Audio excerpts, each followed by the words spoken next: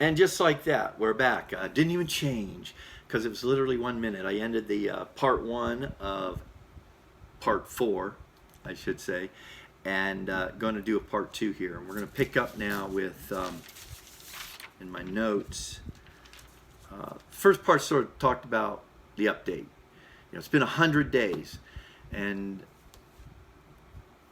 the cholesterol amazing changes, the weight drop, the improving swelling pain of the gout and swelling I had in my knees. It's in both knees now, but it seems like today I'm moving for the first time, and mentally I'm thinking I can actually take a step without worrying about it. I can't, but it's amazing the progress being done there. So welcome back. Thanks for joining me here at What's Up Boomer. And I'm hoping to build my own little tribe, as they call it. Never liked that word, but it's our own audience. Hopefully that you, like-minded people, that we learn together as we've reached our final years. And in this episode, or in this series, I'm feeling a huge amount of gratitude because I could have, my time could have ended at 60 years old. So I feel very fortunate and in surviving the when the heart attacked. So let me just pick up here. I ended the last episode talking about cheat meal. One of the doctors at the hospital, when I was getting ready to come out, leave that day, I remember she saying, now, Phil, yeah, you can make some healthy dietary changes and, have a cheat meal now and then. If you want to have a steak again, you could certainly do that, et cetera, et cetera. Well, I was relieved and I had planned to. I believed in cheat meals. But now, I really don't. It's been 100 days and, I had no meat except some chicken. No fast food, etc. Just fruits and vegetables primarily, with starches like rice, beans, and potatoes. And I'm just thinking, why? Why would I do that now? Because I do believe, as Dr. Esselstyn has said, that heart disease, heart attacks, can be completely eliminated. It could be a thing of the past if we change the food we eat. It's that clear. And so I'm thinking the same. I mean, my blood pressure, my cholesterol, my weight, everything is returning rapidly to unbelievably healthy standards and levels. I would have never guessed it would have been this fast. And yes, I am having to take the medication because of the stent, and I'm totally willing to do that. But I have a follow-up with the cardiologist in a couple weeks. It'll be the 4-month follow-up, and I we'll talk about that, because my goal will be to ultimately be off the medications. And I think the reason most people don't get off of them, or they're not recommended to get off of them, is because they don't make the changes they could make with the things we can control, like our diet and exercise. That's the key. I will not need medication to keep my cholesterol, my blood pressure, etc. in check. It's been put in check. I believe it's there, and I have full intention of where the foods I've eaten and what I do, the way I live, my lifestyle will be what has and keeps me healthy going forward. Now, to the question, how can you eat the same thing every day? I know there's people, and I got people right now. I have a friend that says, oh, that's just, you're not going to be any fun anymore. I'm not going to go for the pizzas and beers, and I'm just not. It's like, it's a new life. It's a new life, and I want to live, because it's, when we get to be a boomer, an older boomer now. I'm a younger boomer. But since in the 100 days, I can't tell you how many people have gone in for stent procedures. A very good friend who has a stent, her significant other suffered a pretty massive heart attack 4 weeks ago or so. He survived. He's very lucky. He had triple bypass. His recovery has been going slow, as a matter of fact, very slow, but he's recovering, and he's very fortunate, I'm sure. Now, what will he do? Every person I know that has received stents or bypass have all returned to 100% to their old ways. in terms of diet. They're eating and drinking everything they used to eat and drink. They're just, their weight has returned and then blown up. So anyway, it's just it can happen to me. I know this, but it's real simple. Eat and act like that, or eat and act like this. And this is what I call now. So how can I eat the same thing every day? This is the diet and the lifestyle of life, of living. So I jokingly tell my son, hey, this oatmeal and stuff with just raisins, I don't need maple syrup, which is okay, you know. But I don't need it because that's what life tastes like. That's what I tell myself when I get a more bland tasting soup. Before I go to what I would have covered in salt, I think, wait a second, that's what death tastes like. Death is about sweets and salt and fats. Life is it's the flavors that are naturally there, and I accept that, and I love it. I know this is the key to of healthy living, of a healthy lifestyle, mind, body, and soul. And then here's something that occurred to me. Can I eat, am I going to eat this stuff every day? Can I eat beans, rice, potatoes, fruits, vegetables every day? Yes, and let me tell you how I have proof of that. For 60 years, I ate fats, sugar, salts, dairy every day for 60 years. 60 years. I did fast foods. I ate hamburgers all the time. I ate some of those things so much over years, I got sick of them. And then I had to make a change. So I laid off hamburgers for a while and went back to steaks or fish sandwiches from wherever. You know, so can these things, that's the deal. I've just replaced all these things I used to eat with vegetables, drinks that are healthy like juices or water, and you know, water. I haven't teas. I've done teas, green tea. Haven't done any cold teas yet because I've just stuck with water. So this is all about in that healing process. So yeah, that's my answer to that. I must eat now to live, not live to eat. I'm living for my next meal. I'm living for the next extra cheese, jalapenos. We used to call it cheesy goodness on tortilla chips, just drenched in that with pork and on and on and on. It's like I'm not living for my next meal anymore. I'm using my meals to live. And that makes it very easy to decide. And I also, as I've said, that's what now life tastes like to me. Will I have a cheat meal, etc.? I probably will. I don't know. My mission now is my diet. I'm going to share this with people that ask. I'm not going to beat people over the head with it, but you know, people are talking to me now all the time. What is it that happened, and what did you feel? What are you doing now? How did you do this?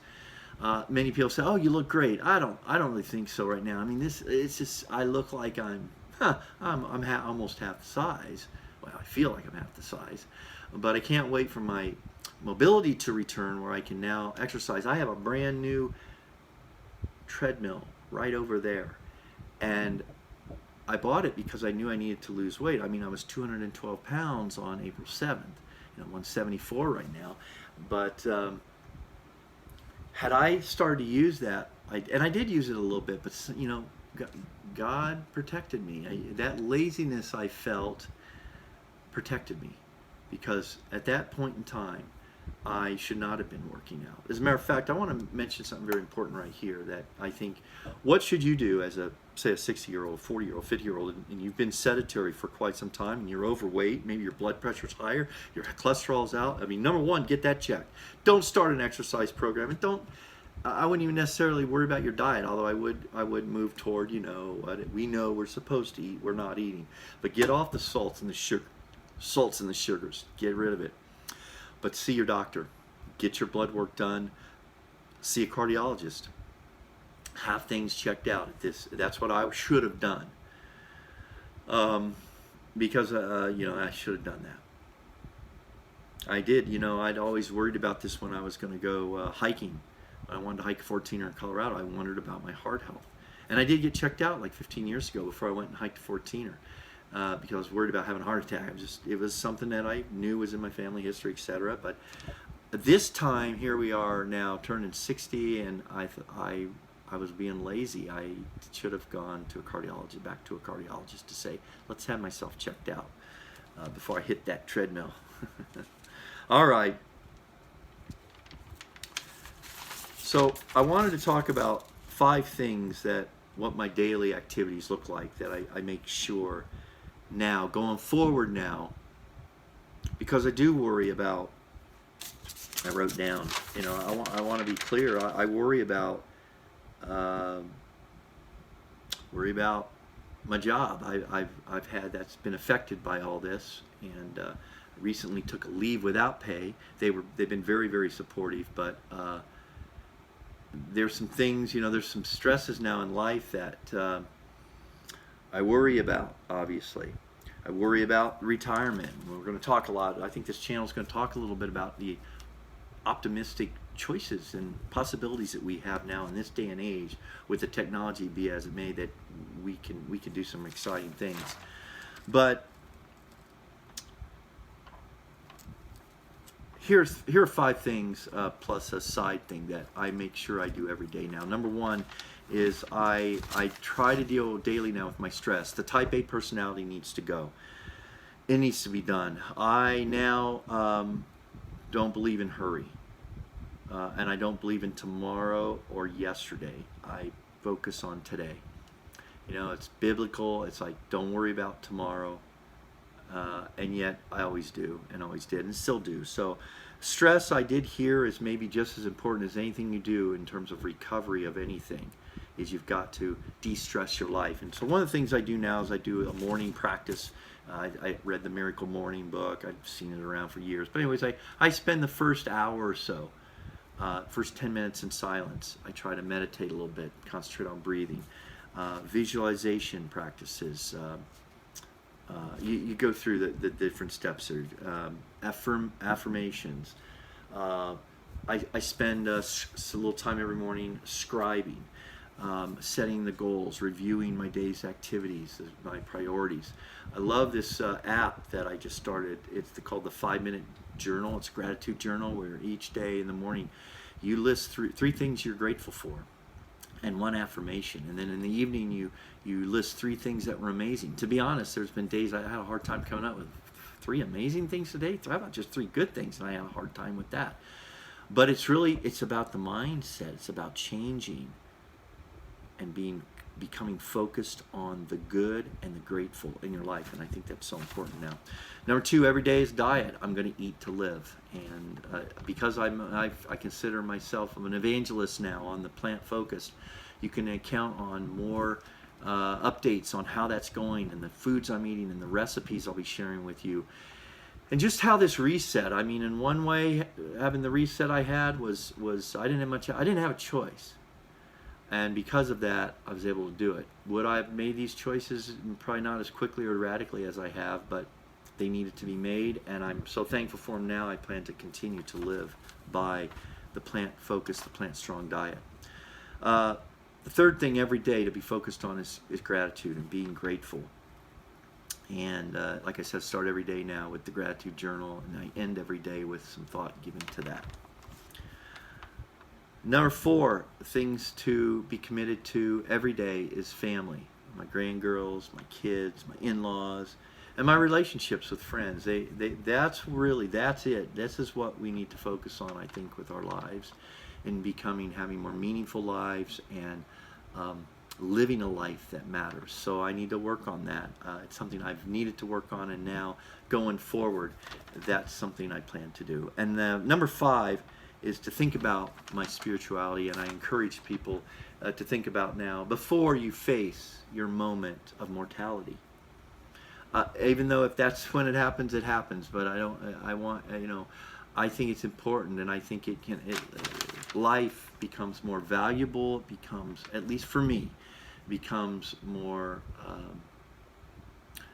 it certainly helps out with being grateful to know that today we have a future, we have an opportunity, and to get in tune with that. And I do believe that every person, I believe in a creator that believes that if you seek him, you seek the Creator, His promises, He is faithful, and His promises are true, and they're everything, and you will find your path and your way. And lastly, the just on the side is to slow down. As I said, there's no more hurry in my life. There's no more hurry, and also I'm simplifying life. I've been simplifying life, but in material ways. I'm simplifying life now in spiritual ways. In that, I'm not looking to jam-pack my day with priorities and tasks. If I can get 2 or 3 things done every day, that's a good day. That's good enough. And so slowing life down to be lived like I think the way it's supposed to be lived. And that's something very, very important. And I also believe in terms of overall health, de-stressing life may be one of the top things and most important things you can do. To wrap things up, it's my 100 days post heart attack. So much, I could have never believed that this is the good that has come of this. Part of it was, just I believe I've taken the steps I needed to take. I believe it's the steps that I am 100% committed myself to taking, and 100% going forward to doing. Not that it looks exactly the same, but that I continue to learn. I continue to listen to good research and sound advice in terms of de-stressing and diet, number one, the food we eat. And I must commit. I must stay committed. Everyone around me has fallen off. Even my cardiologist said, Phil, just stay with it. You're doing great. He said it with doubt, because he told me, he says, I'm just, most people that he sees be given a second life. Within 6 months, he says they returned to smoking, which I never did, although I did do a cigar now and then with my dad. But, they return to their eating habits. They return to their laziness. They gain the weight back and more because they feel good, and they their artery is healthy, at least where it was. But the rest of them, they're gonna be back, like he said, seeing him again, going through the same thing or worse. They won't make it next time. So I remind myself. I say no to these things, and I remind myself that really what life, the way I want to live life now, because I want to experience with these good things in place. So every day I do, kind of, although it's getting less, I question: will I stay the course? Will I reverse? Will I go back to my old ways? Well, will I have complications? I'm only 100 days into this. There are complications. They scare me a little bit. But I just know that I have to control the things I have control over. And diet is number one, the food I eat, which I do believe pretty much wholeheartedly. Yes, there's some genetics that come into play, but I think 20 plus years ago, had I stuck with, should I gone this route and believed in it as much, I would not have had, I really believe I would not have had a blockage that I had. I would not believe my vascular system would have been in the shape it was in, because it's amazing in 100 days, the vitality and the changes that are taking place for the better in my body. That, again, talk about grateful. Well, I encourage you to think about these things if you're a boomer. And if you're not a boomer, do your own research. Listen to the lectures out there, all available on YouTube, my friends. It's amazing. Or some websites. And just look at both sides of things and decide for yourself. Just understand this. Heart disease, cancers, arthritis, the people that are doing, say for example, the Plant Strong starch bases, if you look at the evidence, the majority of the world lives on that way, and they don't have these problems. The Western culture and as the Western culture's habits and preferences take over the rest of the world in terms of fat, sugars, salts. Cultures for the first time are seeing an increase in obesity, heart disease, cancers, etc.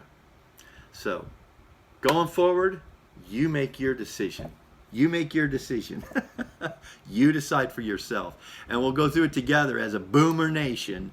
And I hope you'll stay tuned and get my periodic updates. If nothing else, I've given you a reason to stay tuned to see if I make it. The first 100 days, I have positive reports, results. Let's pray for no complications, increasing health, and also then to get on with what this chapter, this channel, What's Up Boomer, was going to be about. Was not going to be about diet as much as it's going to be. I'm going to be sharing a lot more with you now as far as my journey and how it continues. So if I return to a good ribeye again someday, I'll share that with you. But it's about life now going forward, that these final days, and for me it would have been literally days. For you, for all of us, we don't know, but in our Boomer years, it's the final decade or decades, and my goal is to talk about and encourage us to make those the best days of our lives, the final quarter, so to speak, the final quarter, to make the final days, the last days, the best days. So, as far as this series, it starts with our health, and going forward, we'll talk about more things I'm learning about, because without the health, we lose everything. Thanks for following along. You haven't seen the other episodes, check it out. It's all there as far as April 7th. Today as I speak, it's it is July 15th, I think. That's the 100 days. April 7th to July 15th. 100 days with a new artery via a stent. I want to encourage you to follow, subscribe, comment, join the community. We're going to build the What's Up Boomer Nation going forward.